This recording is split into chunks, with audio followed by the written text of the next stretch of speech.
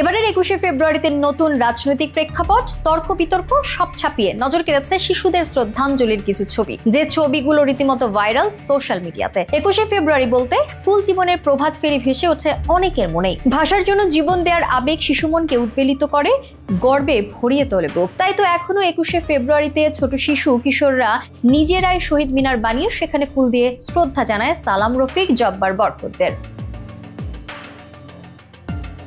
এবারের ২১শে ফেব্রুয়ারিতেও সোশ্যাল মিডিয়ায় ভেসে বেড়াচ্ছে তেমনই কিছু ছবি। তবে এই ছবিগুলো যেন একটু বেশি বিশেষ, খানিকটা আলাদাও। রাস্তার ধারে শহীদ মিনারের আদলে দাঁড়িয়ে আছে ৩ গাছের গুড়ি, আর সেখানেই ফুল দিয়ে স্যালুট দিচ্ছে ৪ শিশু। ছোট শিশু বাবার সাথে এসেছে ফুল নিবেদন করতে। ছবিগুলো ছড়িয়ে পড়েছে সোশ্যাল মিডিয়ায়, ছুঁয়ে গেছে অনেকের হৃদয়। বাংলাদেশ ট্রি প্রোটেকশন মুভমেন্ট নামের একটি পেজ থেকে প্রচলিত হয়েছে ছবিগুলো।